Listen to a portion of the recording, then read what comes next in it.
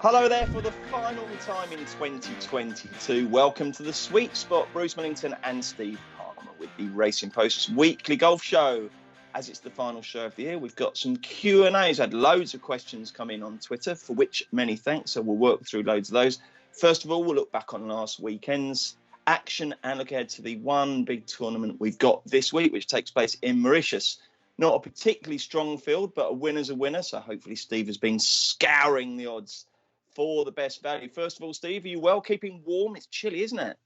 It is, yeah. We've had a bit of snowfall, haven't we? But yeah, I'm okay in the grand scheme of things. There's ups and downs last week, mostly downs. The football obviously was a massive downer. Still not entirely over the football. Alfred Dunhill was a downer. QBE Shootout was a downer, despite getting the place money. But the match 7 was the highlight. I really enjoyed that. Well, talk us through that, because I must admit I completely forgot that. I obviously got very invested in England versus France, which was taking place at the same time. I did back your boys because you made such a rock solid case, and I had that thing where you wake up and you're like, I've got more money in my betting account than I thought I did, which is always a lovely feeling. And I thought, oh yeah, the match. And they won. I mean, first of all, with the timings, was it possible to watch both, or did you have to forego one and not the other? It was very easy to forget about the match because it was on so late. I mean, they had this thing about playing under the floodlights.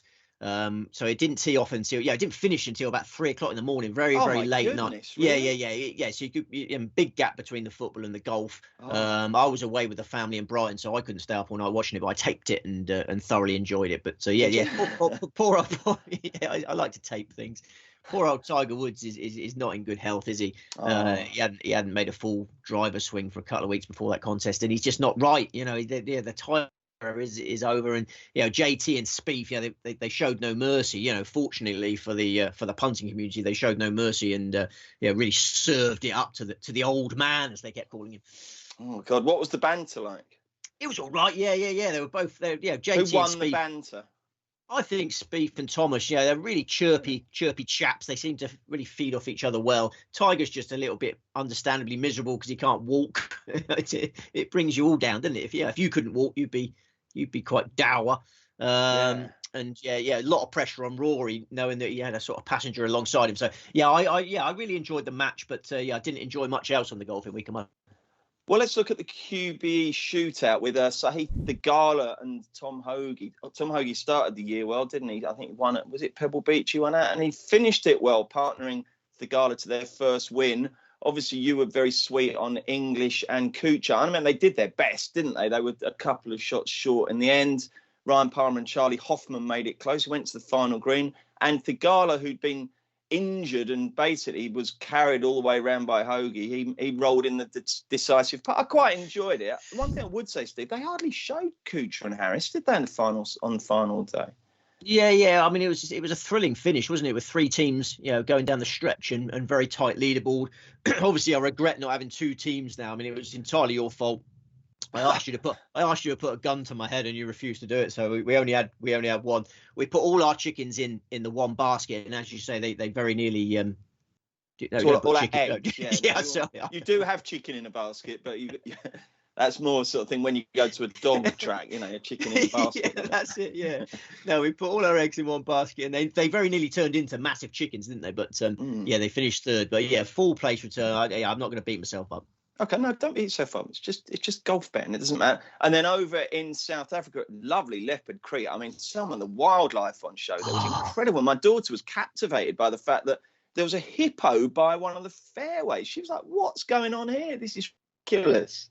But anyway, that was about the best of it from the betting perspective, because, I mean, let's face it, who on earth could have picked Ockie Stridham? I mean, that was extraordinary. What price was he at the outset? He was easy to back at 200 to 1. I think there might have been bigger. I don't know. I don't think anyone was remotely interested. I mean, I'd say it was pretty much impossible to fancy him because his Leopard Creek form was terrible. He's 37 years old. He's been a Sunshine Tour struggler. There was no evidence that he was up to this. He's never been inside the top 300 of the world rankings until now. But it does prove that these players can get their DP World Tour card in this situation. Now, we've had it recently with Casey Jarvis. The nerves got to him. We've been pinning our hopes on Jaden Shaper every week, thinking, they can make this leap from Sunshine Tour to DP World Tour. And here we are with Ockie Stridham, the most unlikely candidate to do that. he held it together really well. He did, didn't he? Yeah. And funny enough, for a player called Oki, I thought he looked remarkably like Martin Wolfie Adams. I was thinking about this. It was bugging me, and then it came to me. It was Martin Wolfie Adams. Do you remember that there used to be this program?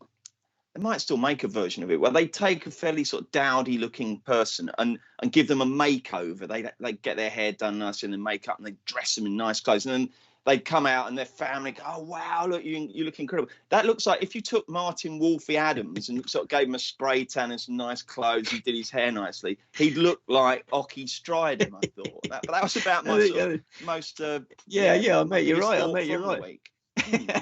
I haven't got much of a response to that. I don't really know what to say to that, but I entirely agree with you. But yeah, I've not seen that program. It does sound a cracker, didn't it? I wonder what they could. It was a while back, actually. Yeah, it was quite good. All my time, but I was nowhere near getting Oki Stridham. If anyone was, then I'd doff all my caps to them. I knew it was going to be a bad week when Charles Schwarzer got the 2-shot penalty. Did you see that? The post-round 2-shot penalty. No, I didn't see that. I saw was that in the space of 15 holes, either side of the end of the first round and the start of the second, he got 2 9s. I mean, yes, goodness, yeah. Well, tell us all about it. Well, he finished with a 7, and then post-round he was told he took an incorrect drop, so the 7 turned into a 9. He took an incorrect drop. One of the most experienced players on the planet dropped in the wrong place, and the 7 became a 9. Yeah, the 9 the following day was legitimate. So how would that have come to light? Would one of his partners have grasped him, do you think? I don't think it was his partners, because they could have told him at the time. No, I think someone else grasped him, probably some Twitterer. But it didn't matter in the end. I mean, he was rubbish the next day as well. I mean, I was just left looking for Jaden Trace-Shaper to get a place, but he shot 72 over the weekend. Yeah, it was a disaster. I mean, another good week for Christian Marsh. Do you want to talk about Christian Marsh? Do you want to have a Marsh debate? I mean, he's a promising young amateur, 19-year-old amateur. Oh, yeah, that's right. He looks good, doesn't he? He looks good. I think he's got a future, but he's not playing this week. Okay, fair enough. And what did you think of the players wearing shorts? I mean, I personally, I've got no problem. Oh, sounds like you do have a problem with it. Well, yeah, we've had this before. I mean, I find it. I'm a purist. Yeah, I just don't think it looks good. I mean, your live golfers playing shorts. I don't think your DP World Tourers should. Really? I'm an old fuddy-duddy. We've had this before. You're a sort of progressive go-getter. I just think.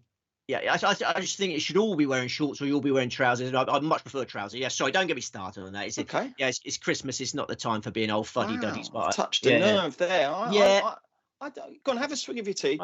Relax. I mean, no, I think it's fine. I thought, it looked odd, because normally when you tune into golf and they're wearing shorts, it's like the sort of Puma Links tour, some sort of tier 4 thing where they're pulling their own trolley along as well at some provincial course. So it's quite odd to see top flight golf played with players wearing shorts, but I got used to it. I thought it was absolutely fine. Well, they gave him special provision because of the temperatures in that tournament, but I'm sure there's been hotter temperatures than that this year, and they haven't made the provision. I just think it was a bit much, really. I'm furious. Yeah, wow, blimey. Any other thoughts from last week, Steve? Golfing thoughts, no. Football thoughts, just fed up of being. Every flipping England tournament, you get your hopes up, don't you? And then you're taking it. You're one of the few people who's taken it badly. I'm one of the things that I was quite surprised at, and I felt this myself as well. I didn't really feel much anger. I just thought they'd done themselves proud. They were playing against. It was probably the best 2 teams left in the tournament at that point, and I just thought they played really well. And Harry Kane missed a penalty, so that was it. I've read all these theories that. The France are a champion side, and champion sides win in the big moments, and all that old nonsense. It's just rubbish. Just a game of football. It's a series of events, and at the end of the day, one team scores more than the other, or they have a bit of extra time and pens. I just thought England acquitted themselves really well, and fair enough. You accept it and you move on. I must admit, I didn't have that same anger as you, but it sounds like it hurt you. Yeah, it's not the anger just from Saturday. It's this anger that's built over 44 years. I just have regrets about devoting my life so much to football, really. Because, being an England fan and a Weymouth fan over the last 44 years has been almost entirely disappointing. Will I ever see England win the World Cup? I'm not sure. Will I ever see Weymouth play league football in my lifetime? Probably not. So I'm just having a few regrets about my life choices. I think I should have been a surfer, but a surfer should have been a surfer. Oh, fair enough. Yeah, I was still inside my mum's tummy when we won the World Cup in '66. So I wasn't even out in time for that. So yeah, I mean, Palace and England have never won a pot in my lifetime. Palace won the Zenith Data Systems Trophy in '94. We beat Everton. That was quite good. Yeah, but that's been disbanded since. That's not really worth much. But you never drives know, you Steve. potty, doesn't it? It drives you potty. You just want to see him lift a pot occasionally to justify your life choice, don't you? You are a Chelsea fan of sorts, aren't you? Yeah. Much less so. That's more my family. My mum and dad are avid Chelsea fans, so they've seen lots of pots. But I'm just feeling a bit potty. But again, don't let me bring you down. Okay, no, I certainly won't, mate. Right then, should we look ahead to this week's main event? It's on the DP World Tour, and it's the Afrasia Bank Mauritius Open. You've been to Mauritius, haven't you? Oh, I have, yeah. 2018, when things were going very well. Nice. Yeah, absolutely adore the place. Yeah, I'd like to go back there. Okay, well, going back there this year with a great chance of winning, according to the market, are Thomas Detry and Dean Burmester. They're 6-1 joint favourites. These are just approximate prices. Don't forget, if you shop around, you can get potentially better prices and also better place terms. Antoine Rosner's 14, Oliver Becker 16, Laurie Cantor 18, Jaden Shaper 25, Renato Paratore 28, and then it's 33-1 bar. So it's not a stellar field, but that's okay. The odds still pay out the same, whether you bet a great golfer or a relative journeyman who happens to have got his nose in front. So tell us all about the track. Lovely air of positivity about you today, Bruce. You're just serene. Feeling good. I'm going to really try and bring you down. Mont Choisy doing your best, aren't you? Yeah. Mont Choisy Le Golf, Grand Bay, Mauritius. That's a new venue for us. 7,050 yards, par 72, 5 par 5s, 156 players going to post. We've had the Mauritius Open since 2015, but it's our first time at Mont Choisy. It was designed by Peter Matkovich. It also designed Heritage that we have been to before. It only opened in 2017. Generous fairways, but penal rough, lots of water hazards. Looks easy on the scorecard. When you look at the scorecard, you think they're going to destroy it. But the thing is, it's always windy here. It's the only golf course on the north of the island, and that trademark breeze is consistent. And again, this week, we're going to get it throughout the tournament. What's your idea of the winning score? It's a really good question and a really hard question. And I would say if you get to double figures, you've got a chance. Yeah. I still think these players would be too good for it, and there's loads of scoring opportunities. Yeah, maybe sort of 12 under, actually. Yeah, 12 under. Jolly good. Well, we won't hold you to that. How many selections have you got? 4. Lovely. Excellent. Nice to end the year with a classic 4. Well done, mate. That was one of your better ones. Right then, who is going to be the main fancy?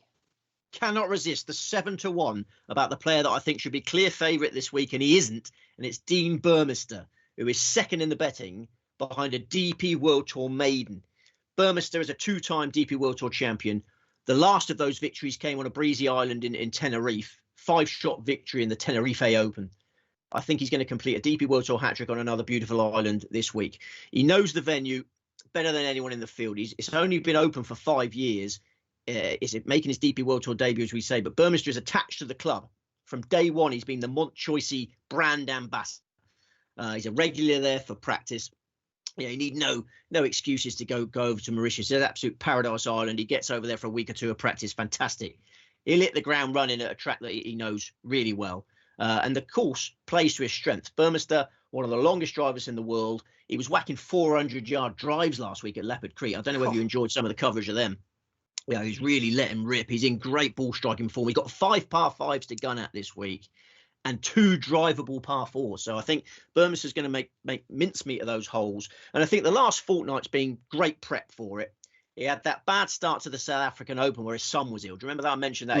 Yes. The Burmesters were having sleepless nights. Dean was slow out of the traps, but he ended the week in 5th place. He had a really strong Saturday. Then last week he went to a course where his record was terrible. You know, we disregarded him pre-tournament because he missed 7 cuts in 9 previous visits to Leopard Creek. He also There's lots of off-course distractions at Leopard Creek because he's banging to his rhino conservation. He does lots of work. He does lots of work when he is at Leopard Creek, working on promoting rhino conservation campaigns. So 7th place last week. That was his Leopard Creek personal best. And I think it just underlines how well this man is swinging. He's in career best ball striking form at the moment, Burmester. He's 56th in the world rankings. He's never been better than that. He's 28 spots superior to anyone else in this field in the world rankings. Why is he not clear favourite? I don't know. I think any warming of the putter this week and he goes absolutely bananas. I think the reason he's unpopular, I will get to the end of this very, very quickly. The reason he's unpopular this week, I knew he would be, is a lot of people only watch the final round of golf tournaments. You may be the man, and you may be similar to that. I know most people don't really fully engage with golf tournaments to the final round, and he was disappointed on Sunday. He had a very frustrating final round. He was birdie free for the front 9. He was level past 72, never put any pressure on Ockie Stridham. But I just think he's hitting his ball so well. And yeah, if a few putts start to drop, and he's going to go bananas. Yeah, he's been unpopular in the market, but I would advise sending those odds the other way and piling into Dean Burmester. Wow, excellent. Okay, mate. Just going back to Leopard Creek, Steve, I meant to ask you, did you see that? I mean, there was loads of lovely wildlife shots, but my favourite was it was a black bird and it had a green dot on its head. And then when it moved its head that side, the dot went blue, and then it went back to that side, and it was green. And Tony Johnson was telling us all about it. He can identify anything, can't he? He's brilliant. Honestly, it was extraordinary. It was the most beautiful bird. So it didn't just have a different colour dot on each side of the head. No. The dot actually changed colour. I suppose it must be to do with the angle relative to the sun or something. But honestly, it was just incredible. There's some remarkable creatures out there, isn't there? There are. When we hit it big, and we go on our World Golf Tour, we've got to have Leopard Creek on there, don't we? Yeah. Oh, yeah. It'd be very high at the list. I think it's number 1. Yeah, I think it might be number 1. I enjoyed watching it with my son last week because you can justify it more, can't you, when there's wildlife on there? And then he was asking me about all those birds and that. And I'm no Tony Johnson. It's very hard to work out what they are. And I just said that's a South African seagull. That's what the seagulls look like over there. But yeah, it's all good fun. But Dean Burmester be really happy with 7th place because previously he's flopped there every week. Every time he's gone, he's flopped. Marvellous. Okay, well, you make a really strong case for Dean Burmester. Who's the main danger, do you think? The main danger is Tom McGibbon. We were on a couple of weeks ago, 40-1 about Tom McGibbon, who turns 20 on Monday. So he can grab the trophy on Sunday and celebrate with it on Monday. We've clearly got a player on our hands here. I don't know what we've got, but it's unfair, really. These comparisons with Rory McIlroy are a bit harsh on Tom McGibbon. I mean, how much pressure is that? But he doesn't seem to care. Certainly, they're both from Hollywood Golf Club. We've discussed that previously. And the main point is, it's not just his birthday; it's only his 20th birthday, isn't it? He's only 19, this kid, isn't he? I mean, absolutely. And comparisons are being made with Rory McIlroy, but it doesn't seem to bother him. This is what I've noticed. I mean, this lad's got such a relaxed manner about him. There's a deep-rooted self-assurance. There's a calmness. He clearly believes in himself, and rightly so, because he made light work of the Challenge Tour, consistently good results, rapid promotion, and his DP World Tour form figures from his last 4 starts are 10, 18, 15, 13. The last 3 of those have been in South Africa. And at the start of the year on the Challenge Tour in South Africa, he was 3rd and 7th in 2 Challenge Tour events. So, he seems to love playing in South Africa. And this week, he got a Windy Island. A windy island should be right up his street. He would have played lots of amateur golf on a windy island. Brilliant. The island of Ireland. And don't be fooled. It's easy to make the mistake when you look at him because he hasn't really bulked out yet. That he might not hit it very far, but he bloody well does. Oh, yeah. I've never thought that because you see some of these skinny little sprakes, don't you? And they can bash it absolutely miles. It's incredible, isn't it? Well, he's no David Lynn. I mean, he's very tall. He's got very long levers.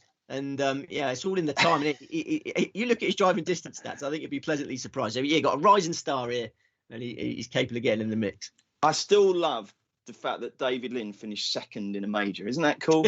Yes. It's so brilliant, isn't it? David, I think he got beat by about 15 shots, but he still finished 2nd. Wherever David Lynn is these days, he probably does a bit of coaching, maybe, and there's probably some golf club where he lives and he holds court. He's like the main star. He can sit there forever and say, I finished 2nd in a major. I mean, that is something to boast about, isn't it? I think he does a bit of comedy, doesn't he? He was like before Eddie Pepperell. Before Eddie Pepperell came along as the Twitter jester, the Twitter sort of, the focus of the Twitterati.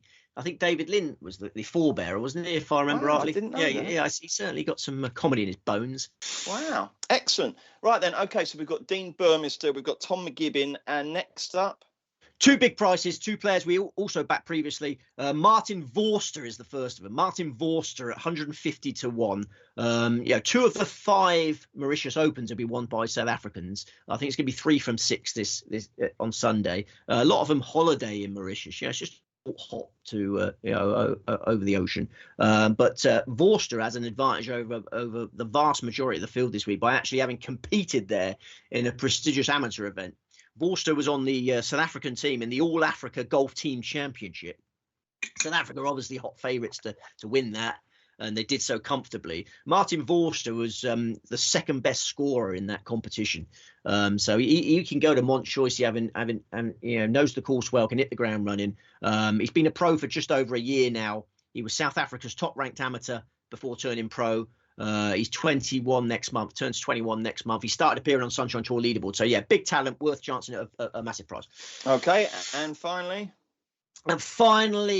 becoming a bit of a sweet spot regular, Casey Jarvis, 125 to 1. Casey Jarvis, he's a little bit younger than Vorster. He took over as top South African amateur when Vorster turned pro. We backed Jarvis at 300 to 1 for the Joburg Open. Got a good run for our money. Led during round 3. Finished the event in 9th place. Yeah, that was invaluable experience for the lad. He's not made an impact since. But last Friday at Leopard Creek was really encouraging. He carded rounds of 79 and 69 last week to miss the cut. On that Friday, he made 7 birdies in that 69. Yeah, this is a raw talent, clearly going places. Yeah, you got a low-grade event here close to home. I think he's worth chancing again.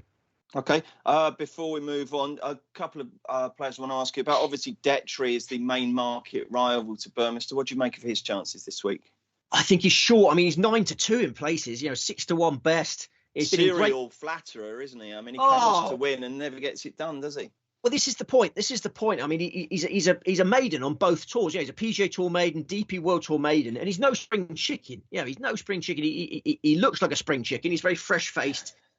He's a good. How old is he? Next month he'll be 30. He turns 30 next month. So yeah, don't be fooled into thinking he's a spring chicken. Yeah, he doesn't deserve to be such a short price given his lack of wins. And JP Fitzgerald and him have had this wonderful combination lately, haven't they? They've been working really well together with really experienced caddy. They finished second together in the Bermuda Championship. Similar assignment to this. You might get excited about that form line, but JP Fitzgerald, I can reveal, is not with him this week. He's at the World Cup. He's enjoying the World Cup in Qatar. And he said that he couldn't do the Mauritius Open because he wanted to watch all of the World Cup in Qatar. So he hasn't got the caddy he wants this week, and there are reasons to avoid him. I think Burmester's the man to beat. Okay, and I did just want to ask you about Laurie Cantor. That caught my eye, that price, just because obviously he was playing well, went to live, came back. I think he was on the fringes last week, wasn't he? I mean, would you put me off a little side bet on top of your 4 selections? I wouldn't put you off. No, I was very close. So just again, it was just a price, 18 to 1 best price. He finished with a 64 last week, finished 3rd. He played nicely last week, and he beat Patrick Reed in Live Golf Miami match play contest. And I think he's got a lot of confidence from that. If you beat Patrick Reed in a match play event, it's a feather in your cap. So I considered Cantor, but the price put me off. He's another non-winner. Detry doesn't win, Cantor doesn't win. Okay. Play each way if you do. Will do, mate. Okay, thank you very much indeed. Elsewhere, we've got something called the SSP Chaurasia Invitational, in which Aniban Lahiri is favourite at 4 to 1. We were going to do something that Tiger Woods was in, but I don't think that's happening, is it, at the moment?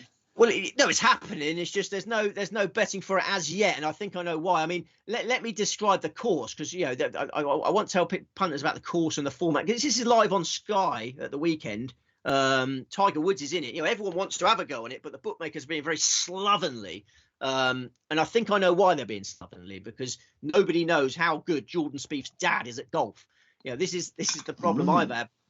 I've been devoting some time to trying to work this out as well, and I think that no bookmaker is up with prices yet, and I think it's squarely on the shoulders of Sean Spieth, who, as far as I can make out, is not a very good golfer. I think he's good at baseball. He was a very promising baseball player in his youth. but he's not particularly good at golf. So I haven't got the Spieths on my radar, but I won't tell you who I have got on my radar because, sorry, I haven't given you any background to the tournament. No, I don't know what you're on about. What's Jordan Spieth's dad got to do with it? Right, let me give you some background. It's the PNC Championship, and it's the father-son, traditionally the father-son competition, but it's had some modifications in recent years to bring in other sort of family relationships. We're at the Ritz-Carlton Golf Club, Orlando, Florida, 7,106 yards par 72. So we've got 20 teams of 2. Oh, so you've done all your homework here, and you're determined not to waste it, aren't you? That's what's happening here. Yeah, well, we're getting a full preview with no tips. I won't waste it because I will advise punters to go on to the racingpost.com sports tips section, and I'll get the preview on there by Friday morning. As there are prizes, you'll be previewing it, yeah? Absolutely. Okay. And we've got 20 teams of 2.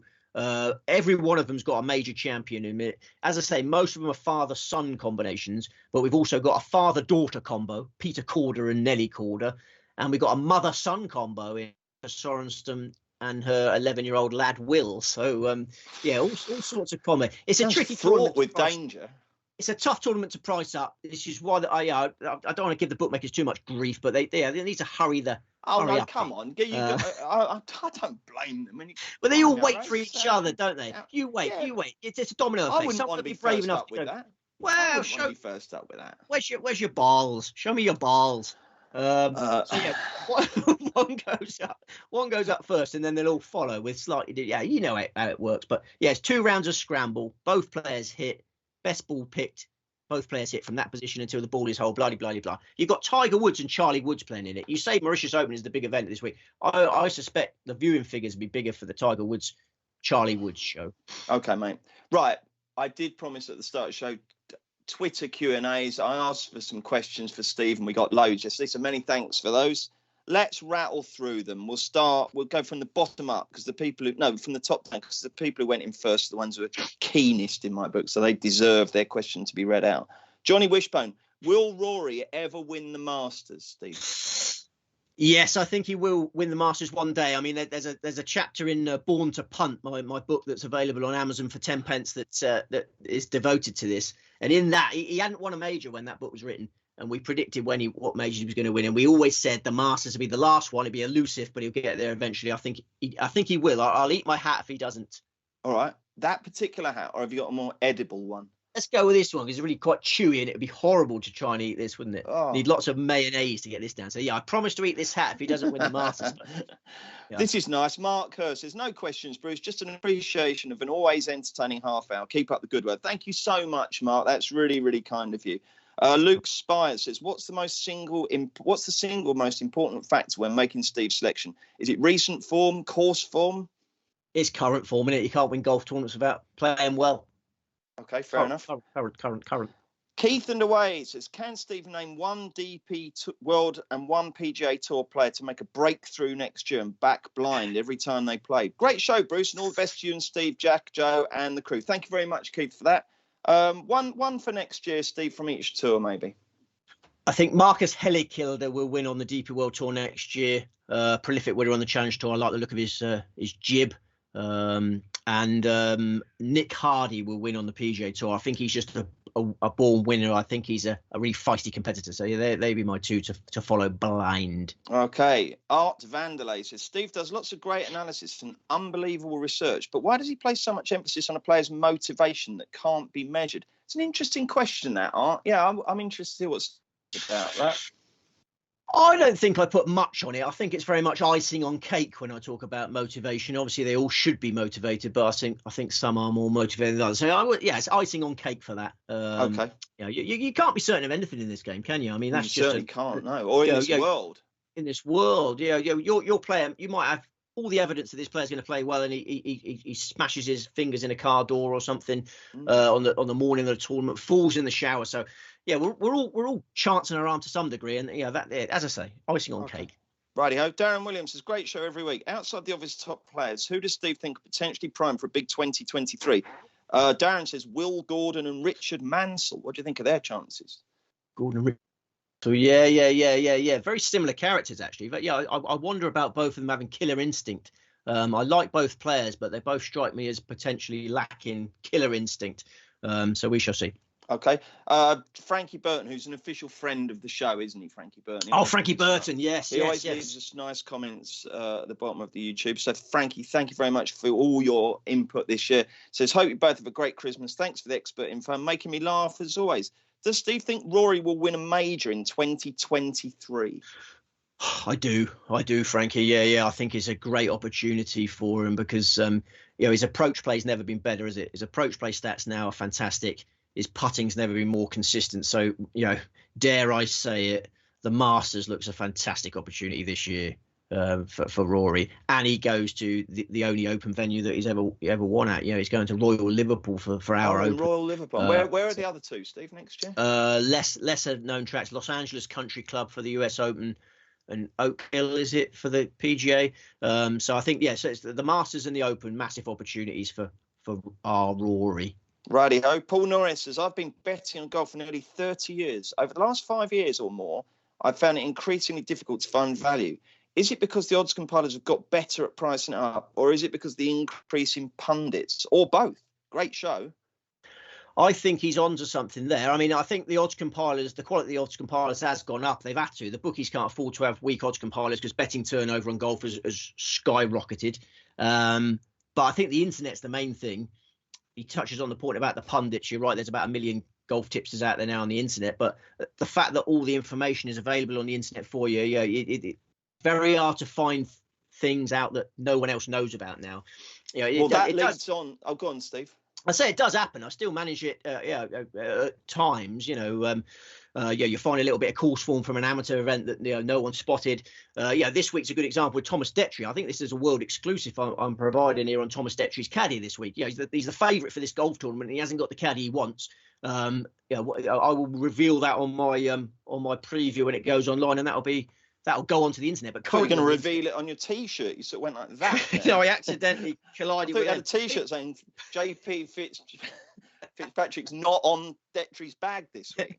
People keep telling us to get the sort of fancier versions of these, don't they? That's a pretty good evidence that we need them, really. I don't mind it, but I probably wouldn't have done that if I'd had the little ones. Yeah. No, I like these ones. I'm all for it. Do you remember they gave us these really expensive microphones, didn't they, with stands? But if you put it where they wanted you to put it, it's this great big sort of furry thing in front of your face. Never mind. No one likes a furry thing in their face, do they? That previous point, though, links on to Luke Spire's question. What's the best websites for getting stats on the players, driving distances, accuracy, putting, etc.? You can pay for stat. There's lots of paid for stat services now. Now, I refuse to do that because I for two reasons, really. I think that I've succeeded thus far really quite well without any pay for service. And and I want to keep the stake money. Every penny you pay to a stat service is money that you could be actually betting with. So, but I still think the free resources. It's the same ones that we've built a career on. The EuropeanTour.com and PGATour.com. The PGATour.com stats are still fantastic. The European Tour ones can be a bit dodgy at times, but there's plenty on there for you to tuck into. I sometimes see some good stuff on a Twitter feed called Data Golf, which is quite interesting. Yes, that's a good one. That's quite a good one. I mean, what I will say on that matter, because times are changing, is for live golf, you've got to watch the golf tournament. There's no live golf stats anywhere, so you have to watch. If you want to know what's going on in live golf, you've got to watch every second of that. Right. Okay. Now, Neville Bartos says, which golfer is the best bet to win one of the 4 majors next year? He says, I've just finished Steve's book. It was hilarious. The annoyingly alert barman obstructing Steve's lust for the bar lady had me in stitches. Should be stressed here that Steve wrote that before he met his lovely wife. Okay, but anyway, back to the question: if you had one golfer to win one major next year, who might that be at this early stage? Are you putting guns to my head? No, we're not, because I know you don't like doing this because you're like, well, they're not official tips. They're not official tips. They're just off the top of your head. If you get to next year, you can tip whoever you like. You don't have to think back to what we did on December 13. Yeah. I mean, Rory McIlroy. I know it's boring, but I think Rory McIlroy is by far the most likely major winner next year, which is a bold thing to say about someone who hasn't won a major for a long time. But I think all the pieces are falling right for a 2023 Rory year. Rory glory, hallelujah. Lovely. Darren Walker, another friend of the show, who's come up with some really big prices. He says, any anti-post bets for majors? Well, we've had that. But I'll give you Darren's because he gave us a massive price winner a couple of weeks ago. He goes for Shane Lowry at 35 to 1 for the Open, Finau at 33 for the Masters, and Cameron Young at 50 for the PGA Championship. If someone said you can have a free £2 bet on any of those three, which one would you choose? I'd probably, Big Shane never lets you down at the Open, does he? Yeah, I mean, we will have a majors ACCA in our season preview. In the final week of December, I'll get Bruce Millington to tweet to his billions of followers, because I'm not exactly sure what the date will be, but we'll have a season preview package with a majors ACCA in there, Race to Dubai preview, PGA Tour money list. It'll be, everything you could possibly desire will be in that package. Okay, brilliant. I look forward to that. Brad says, what's Steve's favourite punting victory of the season? In the past, I would have said the biggest prize. This season. Yeah, but I would instantly think, when you asked me this question in the past, I go with whatever the biggest prize was. But I've learned that is not the case anymore, because when I get wonderful feedback from tipping the winner of a big event, I think that's worth more than anything. So 100 to 1 winner of the John Deere Classic. Not many people bet on John Deere Classic. Is not worth as much as a 25 to 1 winner on a major. So I'd say Scotty Scheffler in the Masters. We tipped well on the big events this year. Players Championship, BMW PGA Championship, Tour Championship, Masters, but the Masters, which I love saying. Scotty Scheffler for the Masters was the most satisfying, even though it's only 16 to 1. The Masters.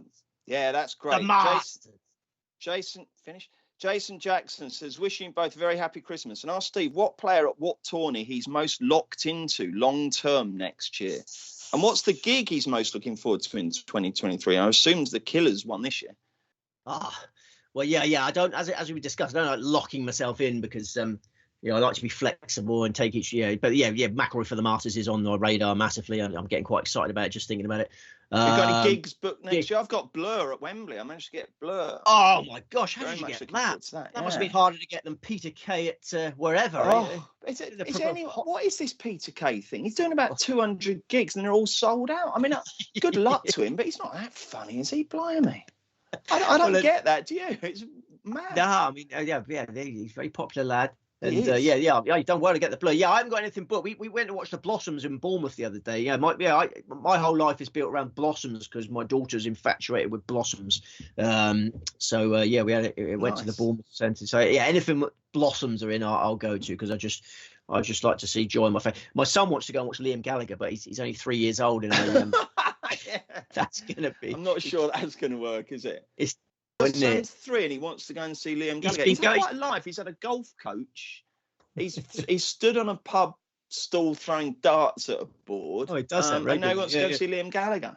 He doesn't understand why his sister's allowed to go and watch Blossoms and he's not allowed to go and watch Liam Gallagher. But that's something for me to work on.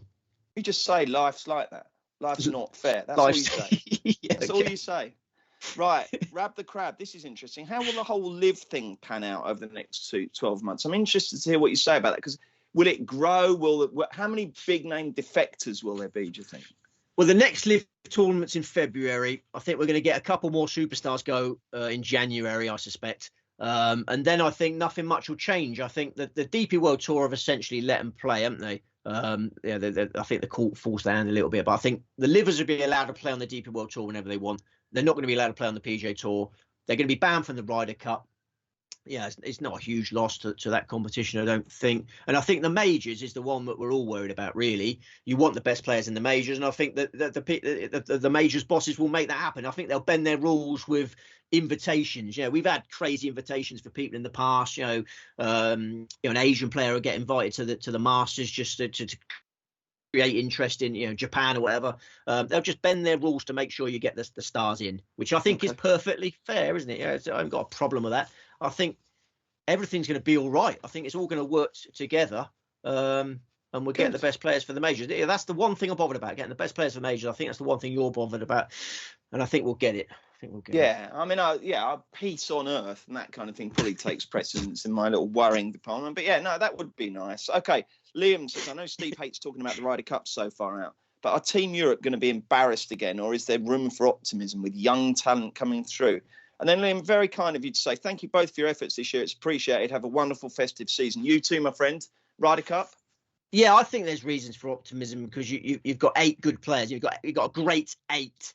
McIlroy, Rahm, Fitzpatrick, Hovland, Lowry, Fleetwood, Hatton, and Peters. That's a great 8. And that's a great 8. And if the Hogarth brothers continue to improve, you could have the Hogarth brothers, and then you're only looking for 2 more players. So yeah, I think it'd be competitive. Home advantage is always massive. I think McIntyre could improve into that team. Yeah, of course. There you go. Yeah, he's good enough. So you're looking for 1 player. So I'm optimistic. Yeah. Brilliant. Who's the most overrated golfer? Says Steve Simkis. Brackets, fantastic show. Thank you, Steve. I was looking at the world rankings this morning to check a certain player, and I noticed that Brian Harman was 24th in the world rankings. Brian Harman, I could name at least 100 players that are better than Brian Harman. He's world number 24. So, yeah, there you go. If you'd said to me, what's Brian Harman's world ranking, I certainly would have gone 24. No, he's overrated there. He's overrated. Fair enough. Will Scanlon, what's your profit loss for this year, Steve? Or could this week's bet be the deciding factor? I know you've had a very good record going back over the years. Love the show. Looking forward to next year's winners. Thank you, Will. I think you're just a little behind. No. I'm not carrying the can for this. Go on. No, we're up on outright tips this year. Yeah, we're not going to win bundles this year, but we're certain to be up for this year. The pure outright is the is the measure of these things. And we're certain to get another year of profit. So we had 22 years of golf tipping. We've only had 2 losing years. And those 2 losing years, I might add, I had a newborn baby for both of them. So, yeah, I'm never going to have a newborn baby to worry about again. Factor, no good for you. So that's on outright factor winners. Works the opposite way to me. So, another year. So 2 out of 22 losing. But rest assured, I won't be having any more newborn babies. Okay, mate. 1 to go, and it's from James C. Stewart. It says, Bruce, after a successful year of following Steve into battle every weekend, only one question remains for me. What is Steve's favourite Polish lager? I don't know the names of any of them. Do you? I quite like. I sometimes reach for a Polish lager in the fridge, but I never know what their names are. It's quite weird. Tysky's the one I've had. Yeah. Tysky's, I think, is the market leader of Polish beers. But I'm a Heineken loyalist, so I normally just stick with Heineken these days. But yeah, if I ever go for a Polish one, it'd be a Tysky. From a bottle or a can, do you go with a bottle of Tysky. Yeah. If you're having a Heineken. Oh, cans, yeah. Pint cans of Heineken are the premier option, which I've mentioned a lot in this sweet spot. It makes me angry that Heineken haven't sent me any complimentary ones to justify them. Yeah, I sold at least 1 extra can of Heineken by my promotion for it. So send that Okay, on. Well done, Steve. Thank you so much for all your questions. I think that's it. Where are you for Christmas at home? Home for Christmas, and then Brighton on Boxing Day, I believe. Lovely stuff. Okay, yeah. And obviously your attention always switches to the darts, doesn't it? Yes. Are you excited for that? Have you spoken to Rod Studd to get some info from him? I will do. Yeah. It's a couple of days till we start, isn't it? Yeah, I mean the World Cup's just dead to me now. I've got no interest in that. I think I've just totally switched to darts. I think Michael van Gerwen and Gerwen, but it's a straight match for me. Michael van Gerwen and Gerwen Price. A little tip for you here for darts fans: 10 to 1 you can get on that being the final. Name the finalists. I think it's an amazing bet at 10 to 1. Brilliant. Good luck with that. Okay, Steve. Well, listen, thank you so much for all your input this year. I always love doing the show with you. Thank you so much as well to Will Carey, our wonderful producer, for doing all the hard work and making it so easy for Steve and I just to sit down every Tuesday morning and chat nonsense. Most of all, thank you to you, our sweet spot audience. We really, really appreciate all your input, all your comments throughout the year, all your support. It's really, really appreciated. We hope you have a wonderful Christmas, and hopefully we'll be back in January for more sweet spots. Have a great Christmas.